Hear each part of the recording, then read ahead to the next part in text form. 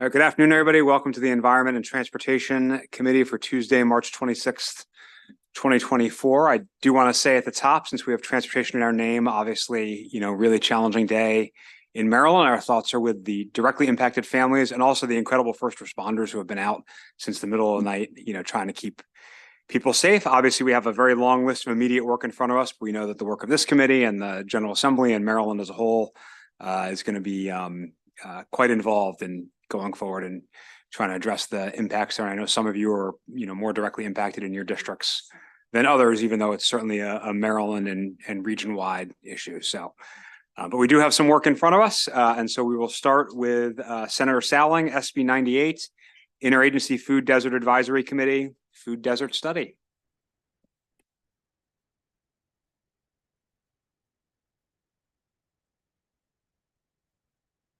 Thank you, Mr. Chairman, and thank you for those kind words there. Mr. Chairman, it's really affecting my area, and I appreciate everybody's prayers at this time. It is a devastating thing, sir, but I want to thank you for your kind words.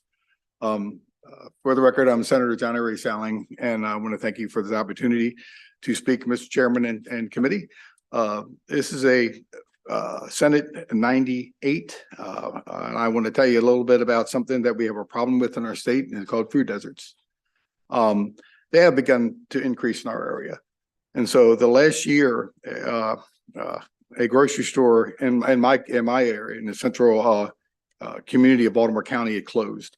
And the problem with that was that it was one store that just got there a few years ago. And we were hoping that it would stay. And now it's a food desert.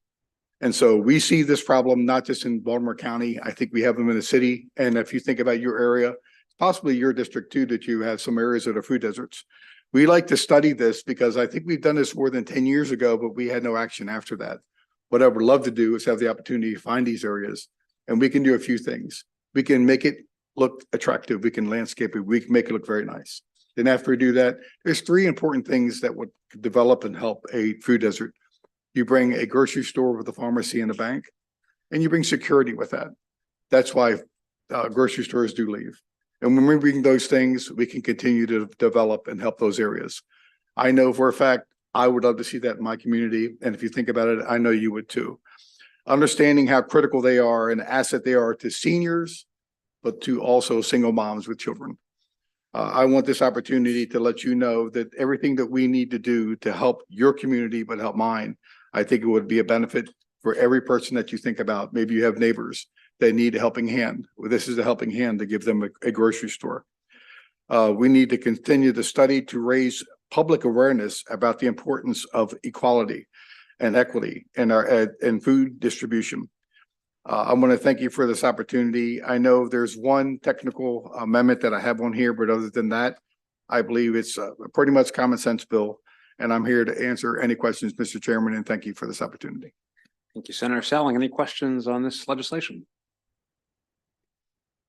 Okay, that concludes the bill here on SB 98. We will turn to Senator Lewis Young, SB 125, Residential Property Sales Contract Notice Superfund Sites.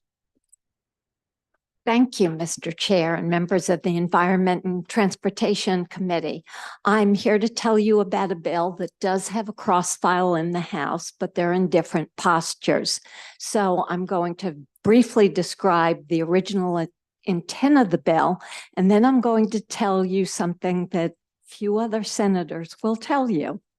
So first, what does the bill do, or the intent of the bill? There are 25 Superfund sites in the state. Many of you have them in your communities. So what the original intent of this bill was is so that when an individual goes to purchase a home, they would be notified at the time of purchase that there's a Superfund site within a mile, and they would have 5 days to rescind the contract. So the Senate bill, as I mentioned, is in a very different posture today. And what I came to tell you is that the House bill is far superior. You won't hear that too often. Sorry, Senator, I was distracted. Could you say that one more time? The House bill is far superior. Now, there are a variety of reasons. I'm just going to give you the top four. One, the House bill cites the correct website, the National Priority Superfund website. The Senate bill doesn't even cite a website. There was some debate about whether the website would be taken down in time. The EPA is not taking down their websites. And if they do, for some reason, or they correct it, they're going to give you a link. So that's reason number one. Reason number two, the House bill actually has an addendum. The Senate bill is just a buyer's notice. So the difference is transparency with an addendum. A buyer's notice is buried, and the buyer's notice doesn't exempt builders and developments, only residential sales. The Senate bill does not give a right of rescission. The House bill maintained that. So if there's no corrective action, then you can hold the realtor accountable. So reason number three. And reason number four, the House bill requires a definition of what a Superfund site is. The Senate bill omitted that. So I'm here to encourage you to defend the House bill. Do you want me to repeat that a second time? I think you got the I think message. we got it. Thank you very any much. Questions for Senator Lewis Young? All right, we have our orders. That concludes the bill hearing on SB 125. We will jump to SB 465. My favorite senator, Senator Kelly, Electric Vehicle Recharging Equipment Act. Thank you so much, Mr. Chairman, your favorite senator for a short time being. Thank you for having me to the Environment and Transportation Committee. For the record, Senator Ariana Kelly. I'm here with a brilliant piece of legislation, Senate Bill 465, which is a nearly identical cross-file to your House Bill 159, sponsored by Chair Corman. The only difference is that the Senate version has one line added to it that was agreed to by Chair Corman. So I'm hoping that you all will add this as well, that we'll add this over on the House side to your bill, which we have on our voting list today. It just says that the information on the website would include specific information on contractors certified through labor management bargaining programs. So that's the only difference. Otherwise, it is identical to the bill that you all passed unanimously. Thank you. Any questions for Senator Kelly? All right, thanks for visiting us. That concludes the bill hearing on SB 465. We will go to Senator Sidor, whose bill is on here somewhere, SB 19. Failure to pay rent proceedings, shielding of court records. Good afternoon.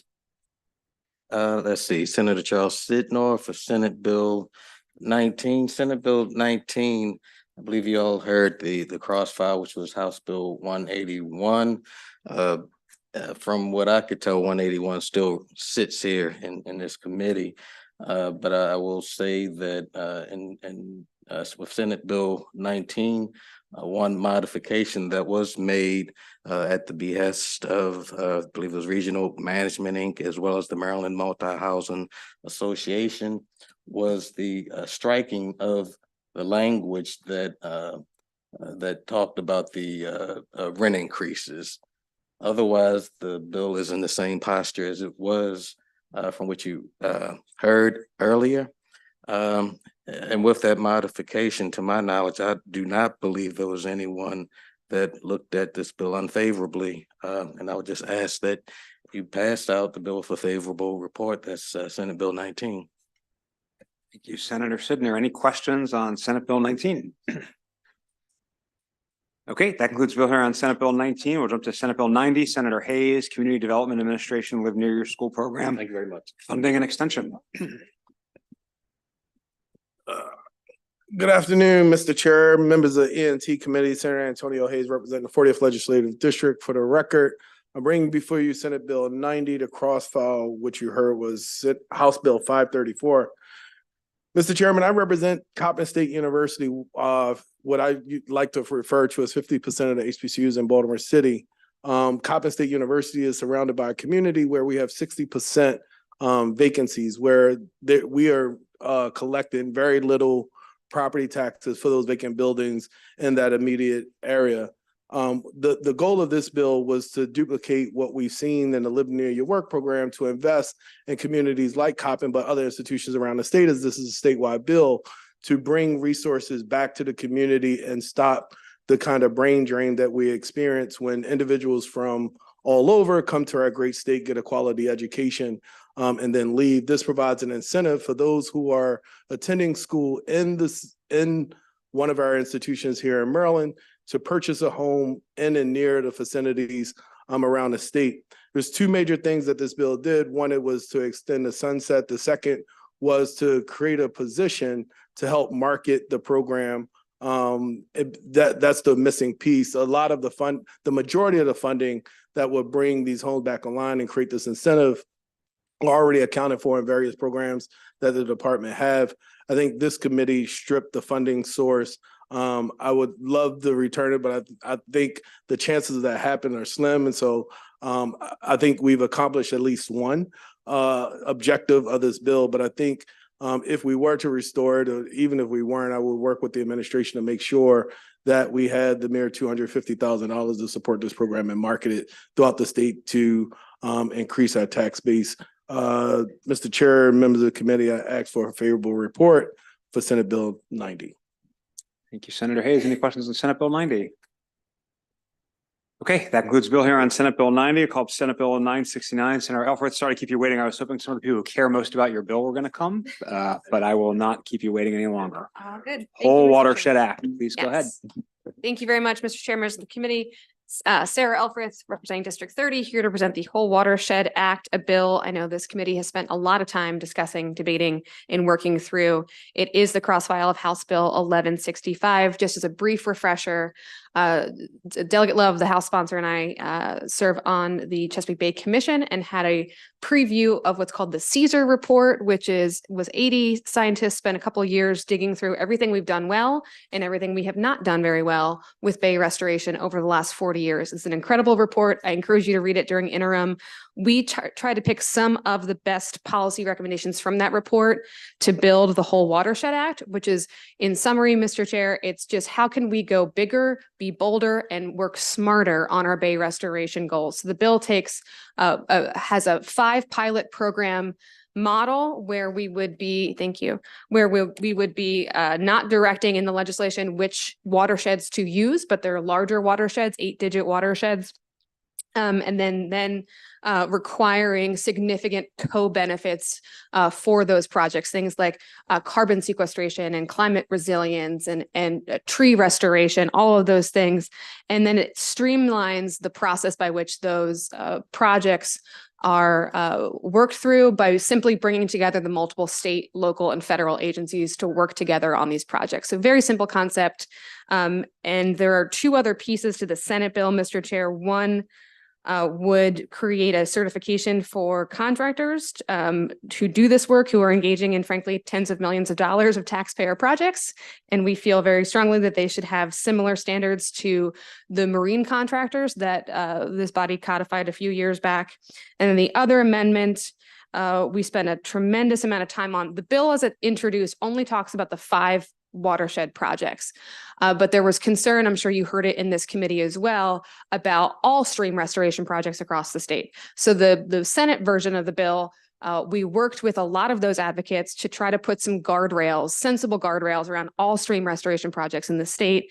And that's another large chunk of the bill. Spent a lot of time working with folks from both chambers on that amendment, Mr. Chair, and request a favorable committee report.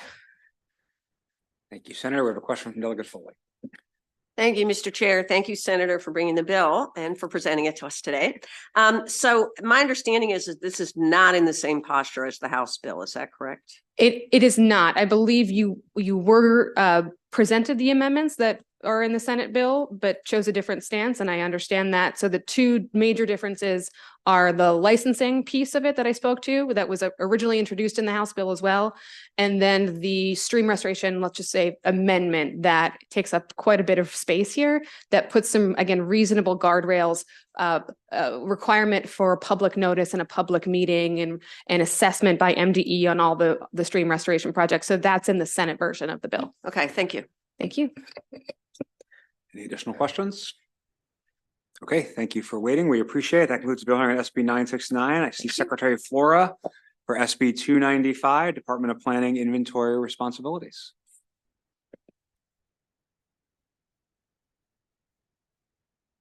Good afternoon, Chair Corman and everyone. Record Secretary Flora, Department of Maryland, Department of Planning, and I have with me our Assistant Secretary of Planning, Chuck Boyd, to answer any questions you may have on these bills. We actually have 3 bills. Do you want me to just go ahead and start with just the first one, 295 you have on your list? So that's an inventory list. All of these bills really are housekeeping. One of the early things we did was to assess across the agency anything that we could clean up. And these 3 bills all reflect that in some way or another. This first one is about inventory list because everything has moved to geospatial based data and analysis. Essentially, that is happening within all of the agencies. There's really no reason for MDP to be named anymore as that centralized place for doing that. We do maintain zoning, but for that one, we feel that this was just something that we could start that process of just cleaning up things that just need to get done away with or be more efficient. And we're here to answer questions on that one. Great. Any questions on SB 295? Okay, sorry, I jumped down one. Secretary Flora, SB 274, Charter Counties Comprehensive Plans Affirmatively Furthering Fair Housing. Yes, this is another one, just simply is something that we felt was needed to just create clarity and equity across all counties. And I'm actually going to let our Assistant Secretary of Planning give you a quick bullet on that and then see if you have questions. Thank you very much. Again, for the record, Chuck Boyd, Assistant Secretary of Planning Services. This is really a cleanup bill. I think it was an inadvertent intent or unintended exclusion of charter counties from the requirement for affirmatively furthering fair housing planning portion of the requirements for a housing element. It does already pass previously, about 2 years ago, the provisions for non-charter and municipalities. And so this particular provision just brings us on equal standing. And many of these counties already are doing this work through their CDBG requirements and other administrative manners. So we think in our conversations with the jurisdictions, this is something that is easily accommodated and should be part of the requirements for the housing element. Thank you. Answer any questions if you have any. Thank you. Any questions on SB 274? Okay, we go to SB 310, Department of Planning, State Repository and Clearinghouse for federal and state financial and technical assistance. Yes, another one. I'm on a mission to create as much efficiency as possible, and this is another one, which is very specific to something that's been outdated for quite some time, actually, since the Governor's Grant Office was created back in 2004. This really has been centralized over at the governor's office, and MDP really does not need to duplicate those efforts. And so the language is focused on removal of that duplication, and then also does reflect a lot of the online technology and other things, the info portal that's available now. Things have just changed. And so we want to stay up to date with those changes. Once again, we're here for answer any questions. Thank you. Any questions on this bill? Okay, that concludes bill hearing on SB 310. Are any of our guests in the audience here to present particular bills for senators? Okay, we just have fans. That's great. Thank you. Thank you, Madam Secretary. Delegate Foley, do you want to present your cross-file SB 46? Up to you. You don't have to. We can just take a pause. Yeah, let's just take a pause. Okay, well, I want him to. Sounds good. We will take a pause and get some snacks in the back. We'll be back shortly.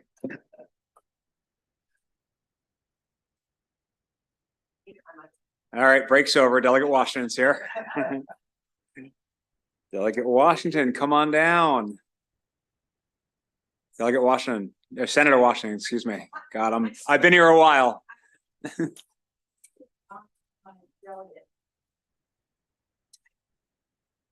Tell you, You can start with SB 430, Community Health and Safety Work Grants Program and Fund Establishment. Yes, great.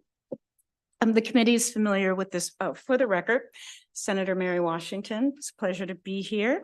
Good afternoon, Chair Corman, Vice Chair Boyce is probably in my committee. For the record, Senator Mary Washington, and I'm here to ask for your favorable report of Senate Bill 430.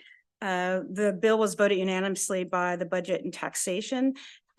However, it was amended to remove the 10 million appropriation. You're familiar with this program. It's the Community Health and Safety Program.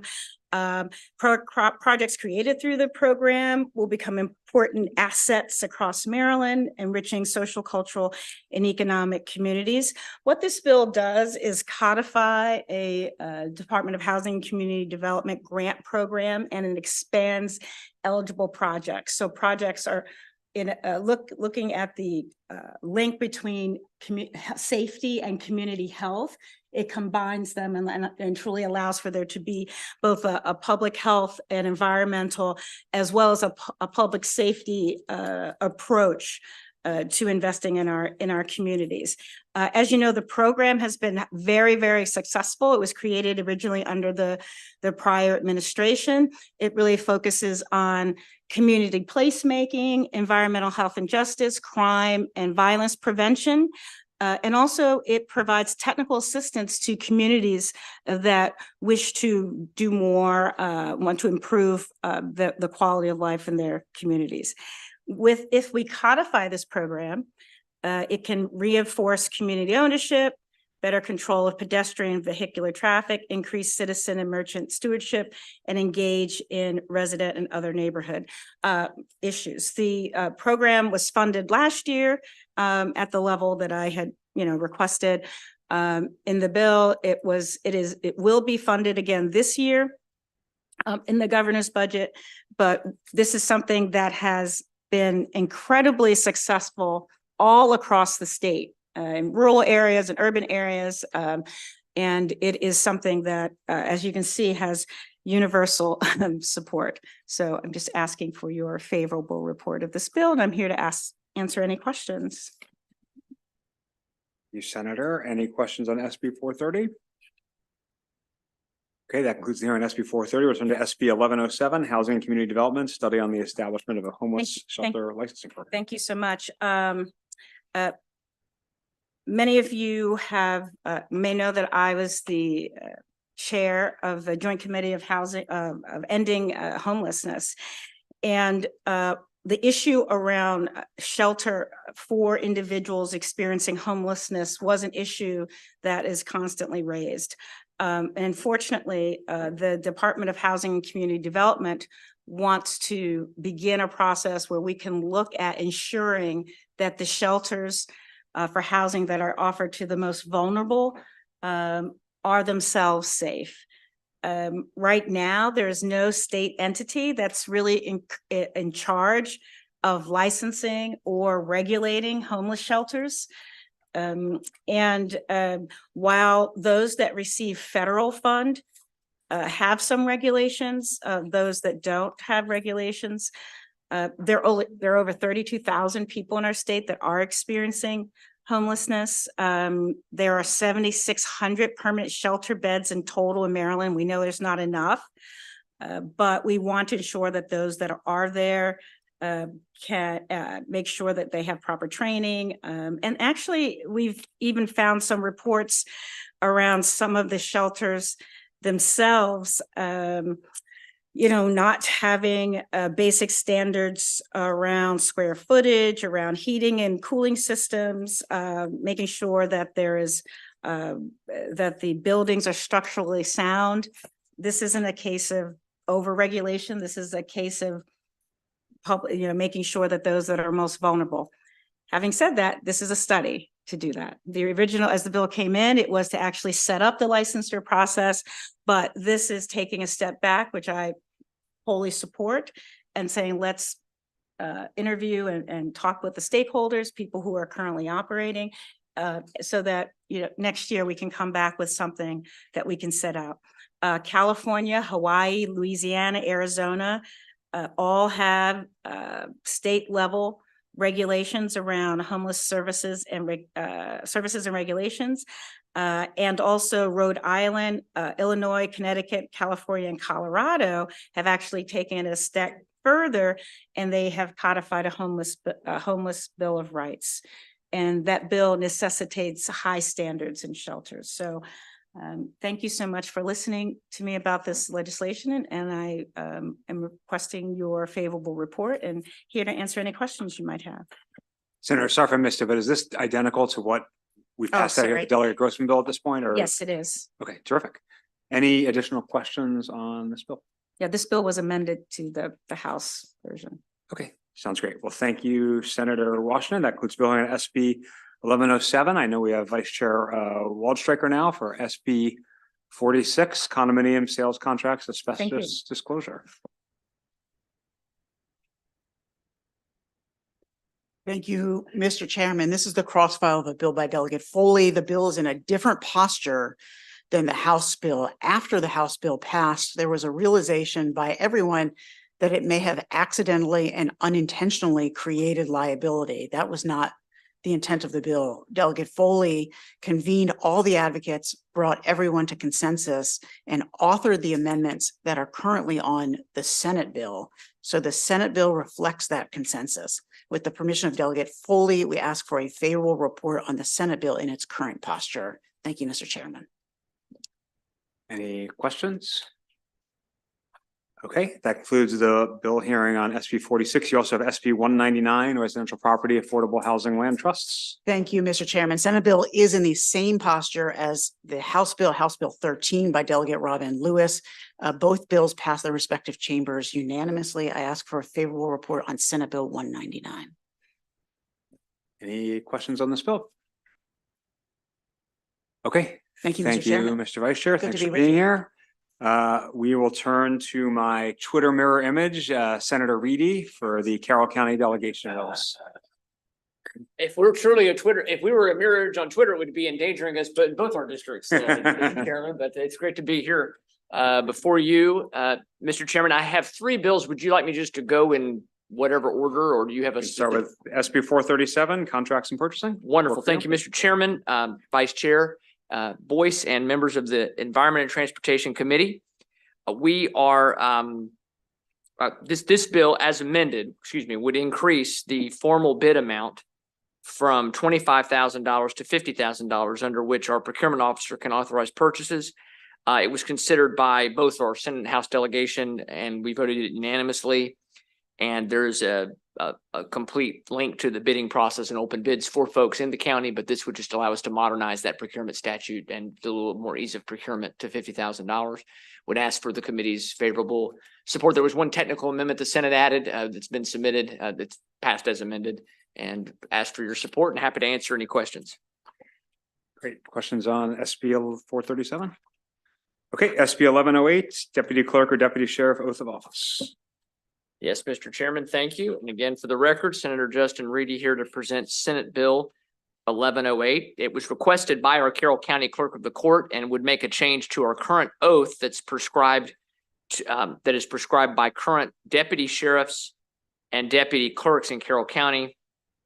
Both the sheriff and the clerk of the court in Carroll would prefer their deputies take the oath listed in the Maryland Constitution, which is Article 1, Elective Franchise, Section 9, Universal Citation. And it's the oath that is taken by most elected officials and gubernatorial appointees. And apparently in Montgomery and Washington County, they also do it to the deputy sheriffs and deputy clerks there. So they wanted to mirror that. And so that's the bill. This request is altering the oath that's in statute to one that's they think that both officers feel corresponds to the duties appropriately that their deputies undertake. And so would ask, it has unanimous support from our delegation, and would ask for the support of the committee, and happy to answer any questions. Great. Any questions on SB 1108? Okay, SB 963, Office of Permanent Inspections, unpaid assessed personal property taxes. Thank you, Mr. Chairman. Again, Mr. Chairman and Vice Chair and members of the committee, Senator Reedy here to present Senate Bill 963. And as amended, the bill would prohibit the Carroll County Office of Permits and Inspections from issuing or renewing a license or permit until if there are unpaid assessed personal property taxes. And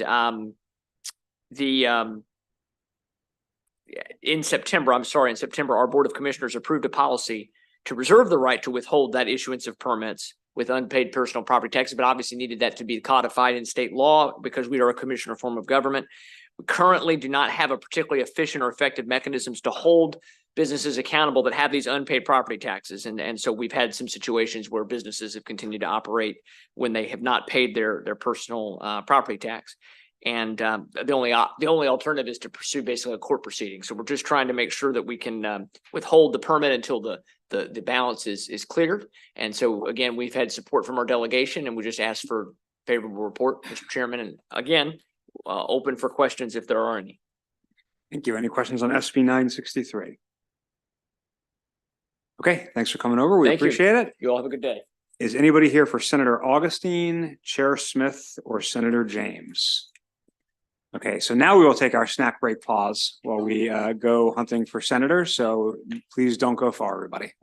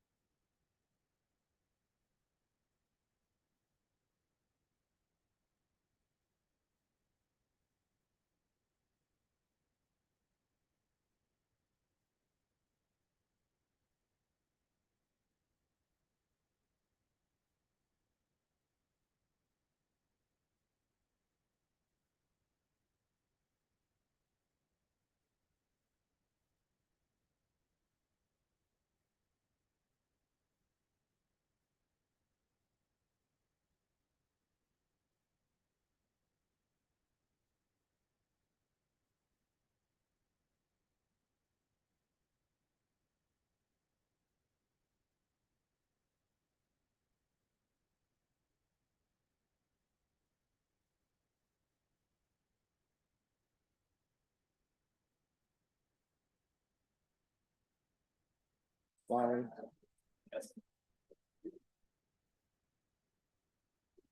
right, we are back to do SB 171, Senator Augustine, landlord and tenant notice of utility bills and residential leases, gas and electric services. Thank you, Please go ahead. Chair. Thank you, Chair Corman, and members of the committee. Thank you for the indulgence of waiting. Appreciate it. Senator Malcolm Augustine here on behalf of Senate Bill 171, Landlord and Tenant Office of Home and Energy Programs, Financial Assistance. Colleagues, Senate Bill 171 is in the same posture as House Bill 139, which you all passed out. So I'm grateful for that. Thank you.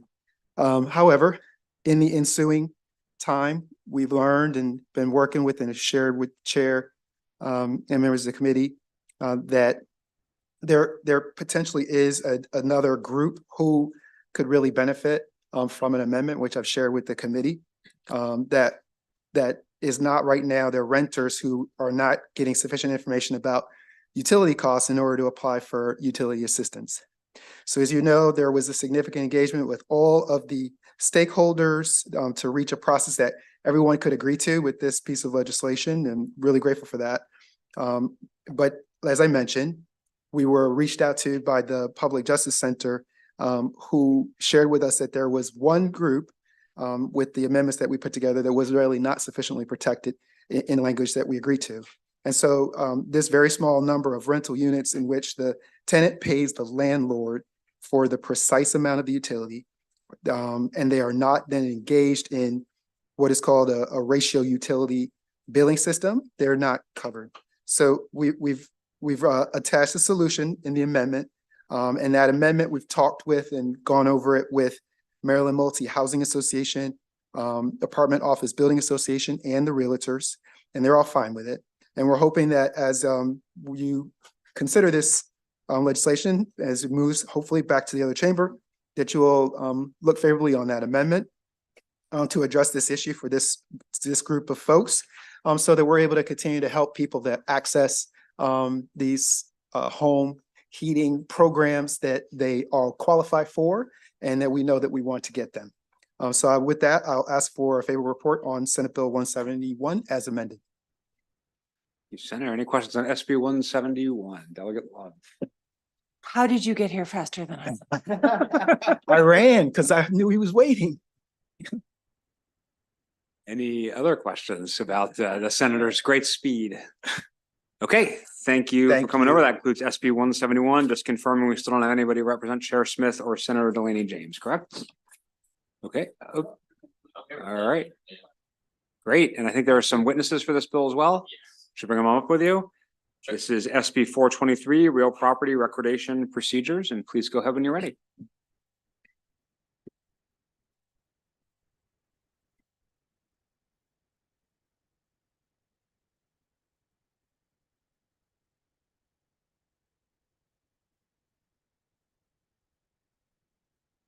All right, thank you, Mr. Chair and members of the committee. I am here on behalf of Senator James, who is feeling under the weather, and apologizes she cannot be here with you today. She wanted me to just kind of give a few bullet points and then turn it over to Bill O'Connell, who is much more of an expert on the real property than I am. So this bill is super straightforward. It has no opposition. All the stakeholders work together and agree this bill is a good start to modernization and e-filing for real property recordations. This bill helps every one of your constituents and small businesses to have more organized real estate closings and no last minute surprise charges or delays. The bill is modeled on Baltimore City, their processes, and the clerks of the court support this along with the Maryland State Bar Association. And yep, that's about it. And with that, I will turn it over to Bill. Good afternoon. My name is Bill O'Connell. I am the legislative chairperson for the real property section of the Maryland State Bar. I'm here on behalf of that group and the Maryland Land Title Association. This is a good bill. This is a bill that got a favorable report last year in this committee. There's been some minor tweaks to it since then to clarify that we get to rely on this lien certificate that's going to get created. This is a real problem. It happens every day.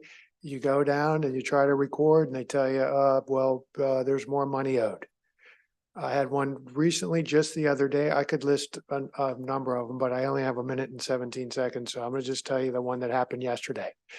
And this is in Baltimore City, where they have a law that says you get to rely on the lien certificate. This particular property went to tax sale in 2014. The process never got completed. The taxpayer owner died. Now the personal representative of the estate goes to sell the property in 2023. We get the settlement agent gets the lien certificate from the city of Baltimore. They go to record and guess what? It gets rejected because there's $30,000 of back taxes that are owed. Well, how are they supposed to know that? They collected $30,000 for the amount that accrued from 2014 to 2023, but they didn't they didn't tell anyone that there was more owed. So now who pays that $30,000? The PR of the estate, he doesn't have any money. He barely had enough to get out of it what he could. So now it's left to the settlement company to say, I'm now the guarantee. This bill asking for a favorable rule. Thank you. And thank you, Chairman Corman, members of the committee, for the opportunity to testify in support of Senate Bill 423. For the record, my name is Scott Poyer. I am the clerk of the Circuit Court for Anne Arundel County, and I'm also here today on behalf of the Maryland Circuit Court Clerks Association, which represents the 24 elected clerks in the state of Maryland. The clerks support SB 423 because it should streamline the process for transferring ownership of real property by providing a certificate enumerating all the taxes that must be paid and certifying that they have been paid prior to recordation of the transfer. We ask for a favorable report on SB 423, and I'm available if you have any questions. Thank you very much. Thank you. Any questions on SB 423? Delegate Holmes. Thank you, Mr. Chair. Just a couple of days ago, I was approached by someone relevant to the practice of house stealing. And that is becoming more and more prevalent around the country in terms of these liens that are being placed on houses unbeknownst to the real owner of the land. And my question is that practice of house stealing, is that something that is covered by SB 423? Doesn't sound like it, but I just wanted to see it is not. Okay. No, this has to do with the government charges. Government charges. Thank you. I will be in touch with you. Okay. Thank you. Any additional questions? Okay, thank you. Tell Senator James we hope she feels better. That concludes the bill hearing on SB 423. SB 206, condominiums, common elements, clean energy equipment. This is a close to identical version of a Delegate Charkoudian bill we passed out of this committee. There were some minor differences between the House and the Senate that I'm sure we will work very hard to resolve over the next 13 days. That concludes the bill hearing on SB 206 and our bill hearings for today. We are going to break till 2:45 to give some of our colleagues time to get out of the Senate so they can join us to vote. So we'll be back to vote at 2:45. All right, everybody? All right.